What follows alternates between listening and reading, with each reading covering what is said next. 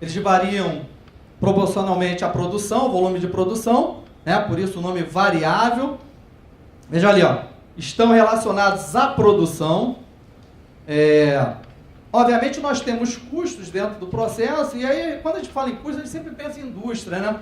Uma fábrica, mas não, nós temos custos no comércio, nós temos custos na prestação de serviço, e cada setor tem aí os seus custos, né? Por exemplo, no comércio, se você revende uma mercadoria, por exemplo, você compra, tem um custo, certo? A gente pode fazer uma relação bem simples. Eu comprei uma caneta por 10, certo? Foi o custo que eu tive. E vendi por 15. Eu tive o quê? Um resultado, ou uma margem ali de 5. Mas ali dentro está tudo... Eu posso falar que aquele 5 é lucro, pessoal? Não, né? Ainda tem uma série de coisas dentro. E veja bem, se eu compro uma caneta, ela custa 10. Eu vou comprar duas, ó, vai aumentando ali. Já bem, pode ser até que ela custe 10, mas quando eu compro sem esse custo, se reduz. Tem uma redução dentro do processo. Então, tudo isso deve ser avaliado. Né? Então, nós temos custos no comércio, temos na indústria, fica mais claro, né? Todos nós estudamos aí contabilidade industrial, dentro da linha de produção, matéria-prima, né? Mão de obra, direta, indireta. E temos também as empresas de prestação de serviço. Né? Normalmente os custos de prestação de serviço quais são, pessoal? Nós mesmo, né? Nós somos contadores, temos ali, temos locomoção, temos os investimentos, né? Os custos de treinamento. Né? Às vezes você precisa fazer um treinamento para ter um custo de treinamento para gerar o quê? Um fluxo de caixa. Isso faz parte do processo, faz parte do custo. Né? E na indústria fica mais claro, nós temos matérias-primas, mão de obra, os componentes relacionados à produção, serviço de terceiro, energia e água. Ou seja, ali nós estamos falando de custos, ainda não separamos esses custos, para que a gente conheça. Tudo isso aí faz parte de custos. Depois nós vamos separar o que é fixo, o que é variável, o que é despesa variável. Chegarmos à margem de contribuição e ponto de equilíbrio. Como determinar esses custos, pessoal? Né? Isso é sempre uma dúvida que surge e a gente tem que refletir sobre isso. Então, pelo consumo, embora cada item de custo possa vir a ter um critério, né, gente? Porque nós temos dentro de um processo vários critérios de mensurar esses custos. E aqui, obviamente, o tempo não é longo, obviamente, para a gente falar de custos, né, pessoal? Nós precisaríamos aí de uma boa quantidade de horas aí, boas dezenas aí de horas para falar de sistemas de custo, métodos de custeio, né? Com grau de dificuldade muito elevado, mas nós temos que ter critérios bem definidos. Então, nós temos os materiais, pelo consumo, incluindo as perdas, obviamente, fazem parte do processo, vão fazer parte dos custos. Temos os componentes de serviços de terceiros, com base nos valores efetivamente pagos, fica mais tranquilo de você identificar. Veja bem, quando a gente fala em custo, qual é a dificuldade? É de você identificar aquilo com objeto de custo, certo? Essa é a dificuldade. Você fala, mas como é que eu vou relacionar isso àquele custo, né? Então você tem que buscar o quê?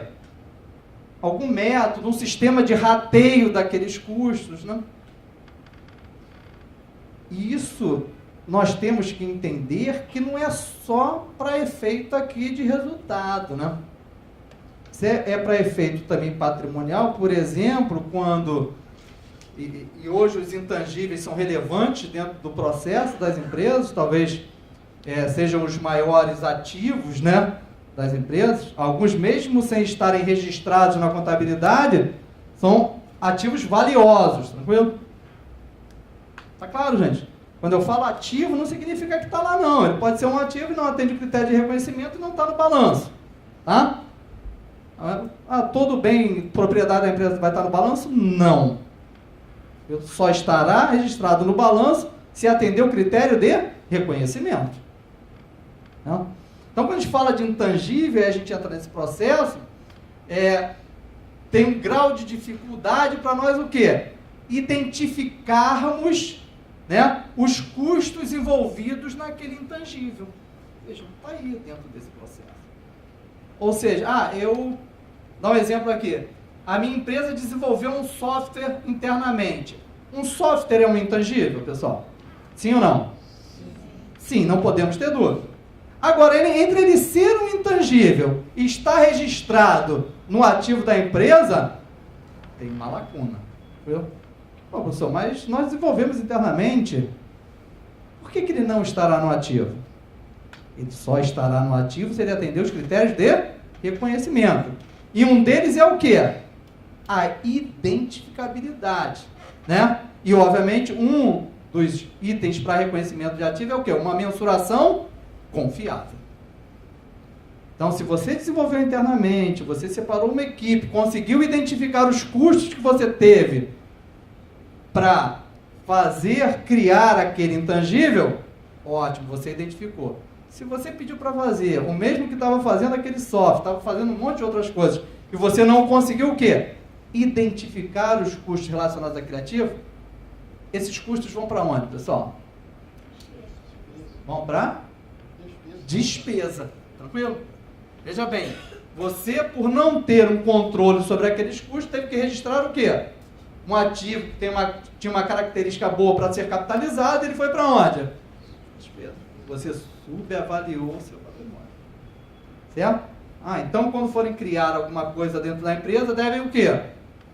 Criar um processo. Se tem uma área de TI, vai fazer um software? Vocês 3 aqui param, vocês 4, se dedicar. Cada um ganha 25 mil reais, vão ficar 3 meses, dá 100, 300 mil, conseguir mensurar. Certo? Mais encargo, lá o que tem relacionado. Mais treinamento, vamos ter que fazer um treinamento, isso aqui é muito difícil. Ele faz parte do custo do produto. O bem será capitalizado e será amortizado de acordo com o quê? Com a vida útil do bem.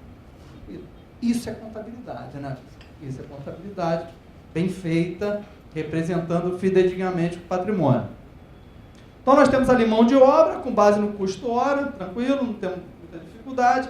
Ou seja, pega a folha de pagamento com encargos, divide por horas efetivamente trabalhadas e chegamos ao custo. A energia com base no custo hora e no tempo gasto. Energia é aquilo que a gente chama de custo, né? Nós temos custo semifixo, né? Semivariável, porque você fala assim, a energia é um custo variável? É ou não é, pessoal? Vai variar de acordo com a produção. Só que tem algumas empresas que têm o quê? Uma demanda de energia, não tem? O que ela faz? Ela compra uma demanda, aquela compra de demanda para ela o quê? Fixa. Ela produzindo ou não, ela vai ter que pagar. Então essas coisas a gente tem que pensar, né? Não, vai ser sempre variável? Não. A energia realmente ela vai variar de acordo com a produção. Só que você pode ter casos que você demandou lá uma energia, demandei energia e não produzi nada, mas tem o custo fixo, que independente de produzir ou não, aquilo você vai pagar, aquela parcela está contratada. Ou seja, então a fatura dividida por horas efetivamente trabalhadas e água pelo consumo, efetivamente. Então temos aí como determinar esses custos. E ainda temos o processo de quando é difícil medir. E essa dificuldade nós não podemos deixar para trás. Temos dificuldade. Eu não consegui medir de jeito nenhum. Se não conseguir medir, despesa, né, gente? Não tem como. Não conseguiu medir, despesa. Então, os valores podem ser agrupados, né, mediante algum critério de cálculo. Então, isso tem que ser bem justificado para que você possa passar principalmente para órgão de controle, auditores. Compor o custo hora dividido pelas horas efetivamente trabalhadas, né? Válido principalmente para materiais auxiliares, manutenção, supervisão, gerência, né? Até diretorias envolvidas dentro do processo. Dividir pela quantidade produzida, se for produto único, né? Ou considerar o gasto como sendo despesa fixa. Você entender que aquilo não entra no processo, não vai fazer parte do custo. Então, a gente tem que... esse é um ponto-chave dentro da parte de custos, ou seja, como você mede o custo, qual o critério de rateio. Normalmente, isso não é fácil. Você precisa de sistemas, né, para que facilite... eu não coloquei nessa apresentação, mas eu sempre gosto de colocar que essa convergência às normas internacionais trouxe muitas mudanças na contabilidade, né? Nas pessoas. nos processos, nos sistemas, nas demonstrações financeiras. Nós não temos para onde correr. Nós estamos aqui hoje para quê? Para tentar discutir os assuntos que estão aí. Se não tivesse mudado nada, talvez a gente não precisasse, né, pessoal? Mas teve mudança, nós temos que estar atualizados. Então, tem que... depreciação eu faço pelo linear porque eu já tinha um sistema que controlava o linear, né? Ou já tinha uma planilha de Excel. Beleza. Não, mas agora eu vou fazer vida útil, vou ter que definir valor residual, e aí? Tem que ter sistema. Então, fazer uma boa planilha de Excel, não tem jeito. Tem que ter um controle disso aí. Até porque, para o fisco, você vai ter que seguir o que está lá. Né? Então,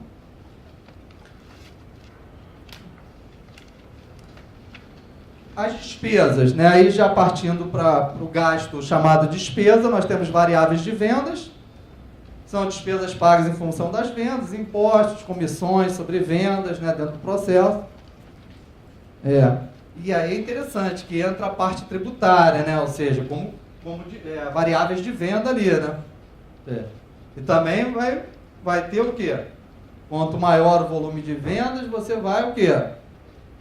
Pagando mais tributos, tá? Então isso está dentro do processo também.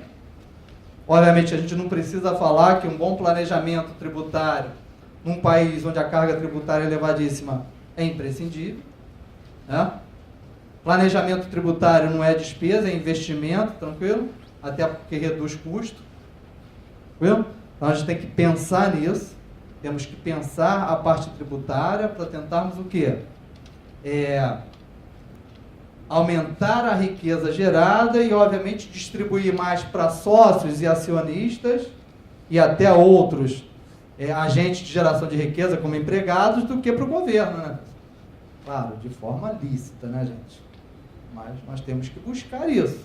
Não dá para dizer que a carga tributária é alta e não fazer nada. Tem que buscar redução de custo tributário.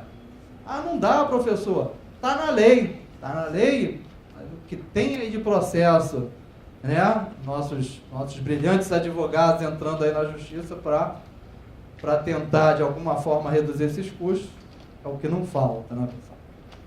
O que não faltam são depósitos judiciais aí, né?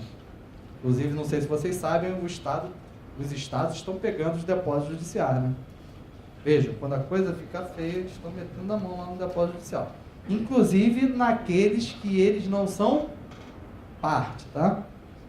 Se nós tivermos um litígio aqui, eu e você depositou lá, ele pegou. Quando chegar a nossa decisão, capa preta vai falar, Estado, devolve aqui. Ele só vai devolver se tiver o quê? Olha como é que a coisa é mais grave do que a gente imagina. Nós temos estados, por exemplo, aí saiu na mídia, o Mato Grosso do Sul pegou R$1,5 bilhão de. Mesmo que esse R$1,5 bilhão de, sabe qual foi o resultado orçamentário dele? 500 milhões. Significa que se ele não pega esse dinheiro, ele tinha o quê? Um déficit de 1 bi. Só para a gente fazer uma conta simples, né? De como está a situação. Ainda ouso dizer, se o cara hoje desse o perdão da dívida deles, eles ainda estariam não se sustentavam, porque não fazem gestão responsável de recursos. Você dá dinheiro para quem está em dificuldade, é bom ou ruim? Depende, né? Depende da responsabilidade com quem que aquela pessoa, pessoa física ou jurídica, vai utilizar, concorda? Seria bom que todo mundo fosse responsável, tivesse uma dívida, pegasse um empréstimo com juros menores e pagasse aquela dívida. Mas se ele pega um outro empréstimo, não paga aquela dívida e ainda fica com uma dívida maior, a tendência é que ele não consiga ficar. Então, tem que refletir. Então, você deu 3 bilhões aqui para o Rio de Janeiro. Resolveu a vida dele? Não, porque o déficit é de 20 bilhões. Então, vai amenizar aí por alguns meses. Né? E é para segurança. Né? Só que, o que facilita para ele? Que o que ele ia gastar com segurança, ele vai passar para outras funções ali dentro do processo. Só para a gente ver que a coisa não é fácil de se resolver.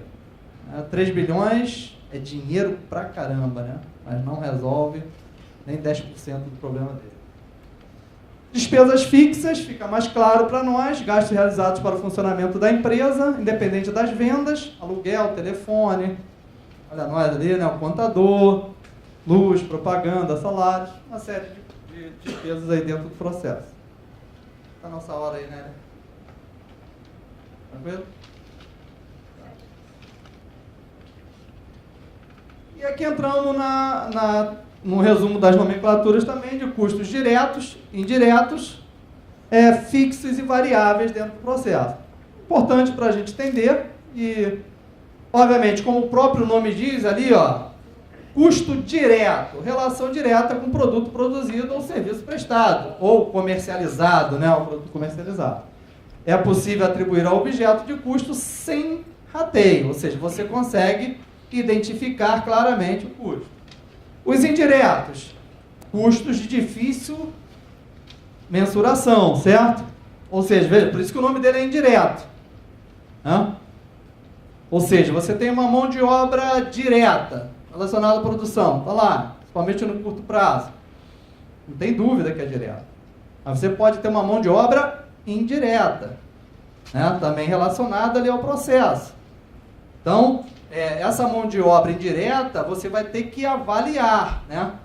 Qual é a parte que vai fazer parte do processo ali de custo daquela produção. Temos custos fixos, que não sofrem oscilação em relação à produção, ou seja, independente da produção, você vai pagar. Vou dar um exemplo aqui, o aluguel. Né? Você produziu 100 produtos. O aluguel vai ser o quê? Um custo fixo. Ou seja, se você produzir 200 produtos, obviamente a tendência é que teu custo total aumente ou diminui, pessoal? Você produziu 100, tem um custo fixo de 2.000. Você aumentou a produção, o custo continua? Fixo continua mesmo. Então a tendência é que o custo total caia, certo? Porque aquilo ali é fixo. Você não vai ter nenhuma oscilação em relação à produção. Já os custos variáveis são aqueles que se alteram em relação ao volume de produção ou serviços prestados. Viu? Então, os variáveis, eles vão estar relacionados direto à produção. Por exemplo, matéria-prima. Quanto mais você produz, mais você precisa de quê? De matéria-prima. Então, aquele é um custo variável que você vai ter que relacionar ele ao custo do produto.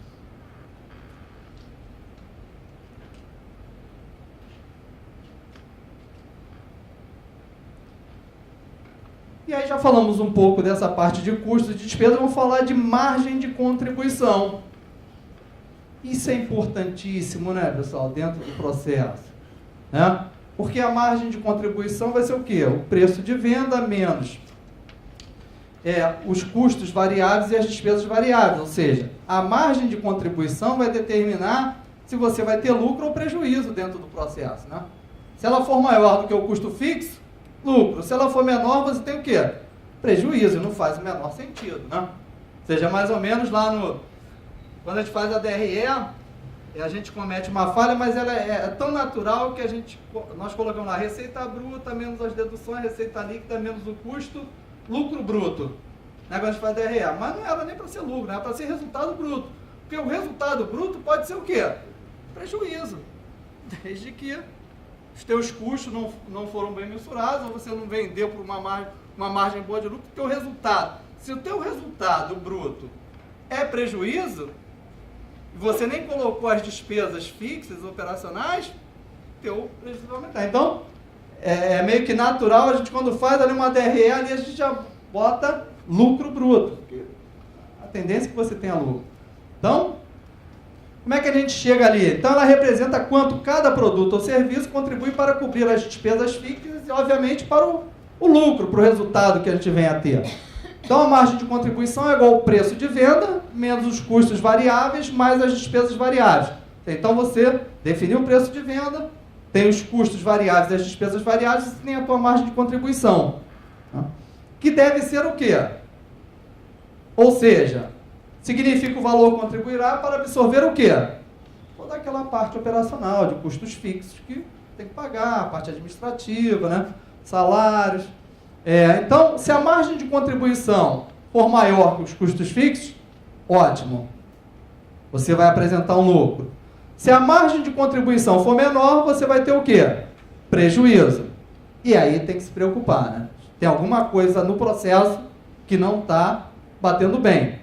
Certo? Significa que os teus custos variáveis e despesas variáveis estão o quê? Muito elevados. Depois eu vou tentar trazer isso com números. Não é fácil, o tempo é curto, mas eu sempre gosto de botar a parte quantitativa para ver se a gente consegue ter uma visão e mesmo que a gente vá aplicar na nossa empresa, a gente tem uma noção. Peraí, qual produto que eu preciso mexer para reduzir custo? Então, vamos trazer alguns exemplos para a gente saber, pô, tem que ir naquele produto.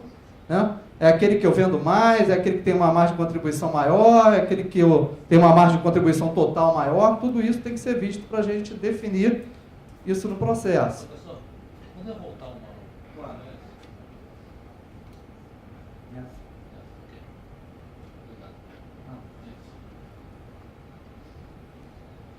Bem, uma vez determinado o custo de despesas, por quanto vender, né, pessoal? Nós temos que definir também preço de venda. Então, o ideal é que o preço de mercado seja superior ao custo variável. Ótimo, né? Sendo assim, tendência é que eu tenha lucro. Acrescido de valores para cobrir o quê? Despesas fixas, variáveis, e, obviamente, a minha partezinha lá, né, que ninguém é de ferro, tem que gerar um resultado positivo. Então, ali, o preço de venda ideal seria igual a quê? Ao custo variável, certo? Dividido por 100% menos os percentuais de despesas fixas, variáveis, mais o percentual de lucro.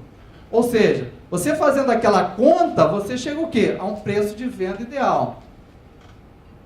Até a gente fala, pô, professor, isso aí é muito complicado, é melhor deixar o cara definir lá mesmo. Isso não é nada complicado, né, professor? Numa demonstração de resultado, a gente consegue visualizar isso aí, para chegar a um preço razoável. Né? Nós temos que definir, no mínimo, o ponto de equilíbrio, porque se estiver abaixo do ponto de equilíbrio, ele está o quê? Vendendo, negociando com prejuízo. Né? Mas vamos avançar. Então, aqui eu vou mostrar um exemplo numérico. Então, tranquilo? É o custo variável dividido por 100%, menos os percentuais de despesas fixas variáveis e percentual de lucro. Beleza, então temos uma demonstração de resultado, é onde eu vou buscar esses números. Certo? Tem ali uma receita que é 100%, de 61, temos despesas variáveis, custos de vendas, despesas fixas. Gente, um exemplo simples, sem detalhes, só para a gente ter uma noção. Viu? Obviamente, numa grande empresa, então, nós temos ali os percentuais, resultados, provisões, chegamos a um resultado econômico.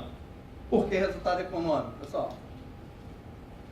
Significa que aquilo ali está em caixa, tranquilo? Não seria resultado financeiro. Né? Vejam, para a gente é até fácil entender, mas para o leigo não é, né?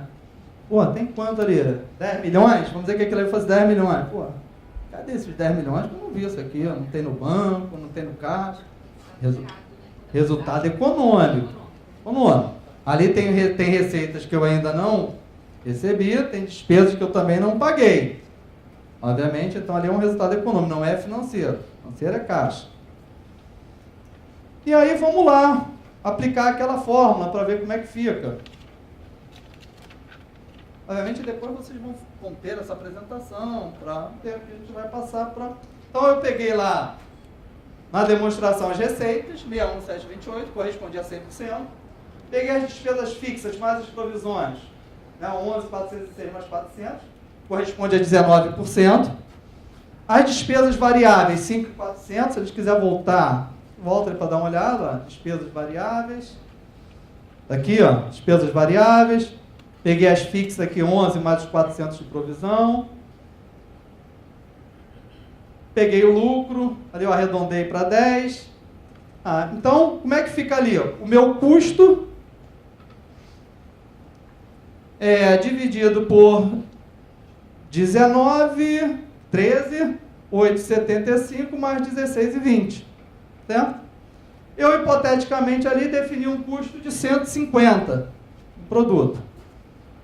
Então, nós chegamos ali, ó, somamos os percentuais de despesas variáveis, fixas e lucro. Tranquilo, gente? Obviamente, expurguei ali dos 6%, do 100%, que me deu um fator de divisão de 55,92, que eu posso ou usar por divisão ou por multiplicação. Aí fica a critério de vocês, né? Aqui, 55,92, que é o quê? O 55,92% ou pelo fator multiplicador, que eu pego 1 e divido pelo percentual. Tranquilo? Então, para esse custo aqui, desse produto de 150, qual seria o preço ideal que eu deveria vender aqui? Por R$ 268,24. Vejam, tem uma base para definir um preço, certo? Com aquele lucro que eu determinei.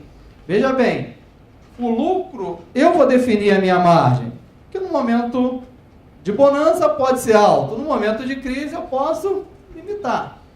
Isso eu vou definir, mas fica a meu critério essa decisão. Porque você tem que ver o quê? O mercado aceita? Eu posso chegar ali, fiz uma conta bacana, 268. O mercado não me paga de jeito nenhum 268. Tem um concorrente forte, né? Uma marca que não é tão boa quanto a minha, mas nesse momento de crise o cara vai comprar a outra, né? Veja, o cara compra um Bombril da Solan, olha que coisa bacana. Eu até gosto do Bombril, mas não, dá um Bombril da Solan. Veja, fala duas marcas, na verdade não comprou uma lã de aço, né? Comprou um Bombril da Solan, mas ele quer o mais barato. Então, temos que ver se o mercado aceita, porque senão eu tenho que mudar o que ali, principalmente? O que eu posso mudar ali? Eu tenho que ver, qual é o meu custo aqui? Será que eu consigo reduzir as minhas despesas, a minha margem de lucro? Tudo isso deverá ser revisto. José Antônio, você pode voltar só um quadro ali, por favor?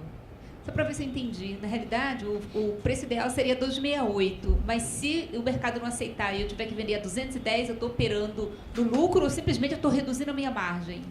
Aí você tem que fazer cálculo. É porque eu não entendi por que você colocou ali para um custo, por exemplo, de 150. Foi hipotético, é isso? Exatamente. Tá. Por isso que você fala que tem que fazer cálculo, para saber se o fato de eu reduzir, por exemplo, se eu tiver que vender a 210 ou 200, porque o mercado não aceita e eu não vou vender, eu estaria, não necessariamente eu estaria, nesse exemplo, operando no prejuízo. Pode ser que eu esteja simplesmente reduzindo a minha margem, é isso? Olhando de forma bem simples, você tinha que olhar principalmente o quê? Você botou uma margem ali de lucro de 16,20 em cima daquele receita. Então você podia pensar naquilo ali. Então, você reduzindo um pouco ali, pelo que você falou, 210 eu acho que estaria... Aceitaria, né? Aceitaria, mas tem que fazer conta. Tá, ok. Não dá para ser sem conta. Tem que fazer conta, porque aí você tem que ver um pouco do ponto de equilíbrio disso. Estando acima do ponto de equilíbrio, você tem lucro. E a gente vai calcular o ponto de equilíbrio e depois ali vai ser legal, que a gente vai ter uma noção melhor. Ficou claro. Obrigada.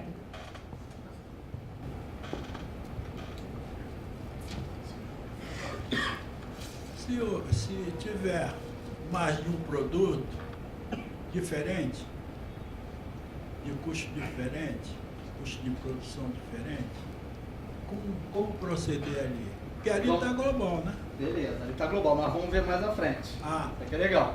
Vou dar ali uma situação com 10 produtos para a gente... Tá. Legal, porque aí muda de figura. Ali é um exemplo hipotético global, só para a gente ter uma noção do que impacta. Depois nós vamos ter que partir o quê? Para margem de contribuição por produto, margem de contribuição total. O que eu posso fazer aqui para reduzir custo?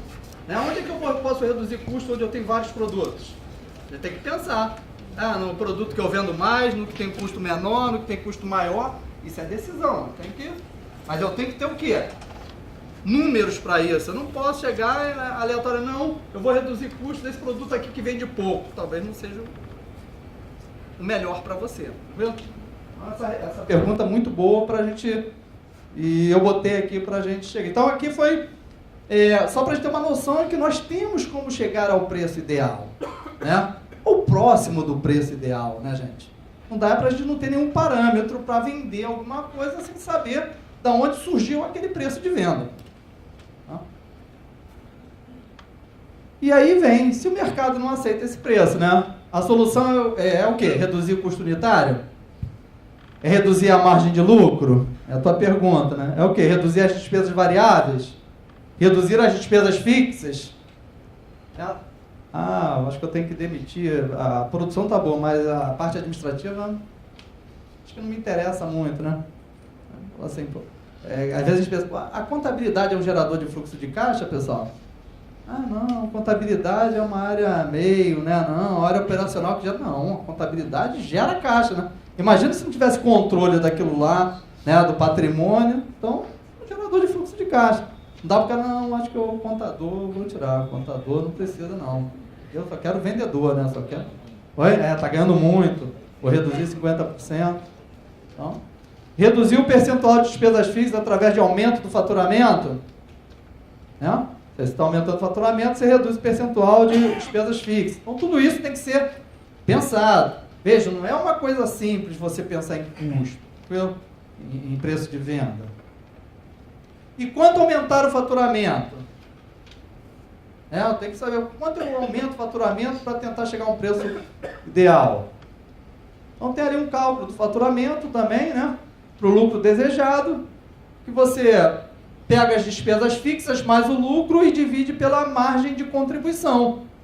Ou seja, então você tem ali um cálculo do faturamento desejado. Onde o quê? A margem de contribuição é aquela fórmula ali que eu já dei para vocês, né? É o preço de venda, a receita menos o custo das vendas e as despesas variáveis. O faturamento de equilíbrio é aquele em que o lucro é zero. Veja bem, eu tenho certeza que tem muitas empresas hoje operando o quê? Pouco acima do ponto de equilíbrio. Ela precisa gerar fluxo de caixa, né? As vendas caíram, ela tem que fazer o quê? Vou tentar reduzir de alguma forma a minha margem aqui. Então, vou buscar um faturamento razoável para manter. Veja bem, eu tenho que manter o custo fixo, porque aquele não tem jeito, e vou trabalhando ali numa margem muito pequena, um pouco acima do ponto de equilíbrio, torcendo para essa situação mudar, não é assim, pessoal? Tomara que isso acabe logo, esse processo, para investidores virem. País agora deu uma folga para os estados, vão voltar a investir, ótimo, vai gerar emprego, vai gerar receita tributária e a gente vai começar a crescer. Vamos ver. Então, tem o faturamento.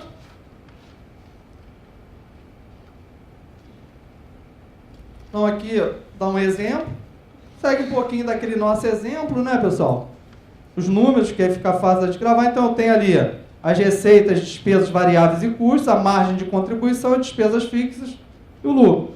O meu lucro desejado ali é 15. Estou buscando 15 de lucro. Então, o que eu faço? Faturamento, despesas fixas. Estão aqui, né? 11.806, mais o lucro. Certo? Dividido por quanto? Pela margem de contribuição, que é 36,58. Veja, então, qual é o meu faturamento desejado? 73.280, para que me gere um lucro de quanto? De 15. Com esse volume de despesas fixas. Veja, as despesas fixas eu posso usar para calibrar o quê? Faturamento. Tá? E pelo menos para equilibrar, quanto eu tenho que faturar? Veja bem, para equilibrar, basta que eu pegue o quê, pessoal? As despesas fixas, certo? Eu tiro o meu lucro, equilibrei, eu tenho um faturamento equilibrado, eu consigo pagar as despesas fixas. Então, eu pego o valor das despesas fixas e divido pela margem de contribuição. Veja bem aqui, ó. Para equilibrar, eu preciso de 32.274. Veja bem, por que aqui é mais da metade disso aqui, pessoal? Porque o lucro é maior do que as despesas fixas. Estão vendo ali? Então, quando você tira o lucro, obviamente, o faturamento cai mais da metade. Veja bem, ele podia muito bem aqui, ao invés de 15, ter um lucro de 5. Né? Ou seja, o faturamento dele ia cair, mas não ia cair tanto ali.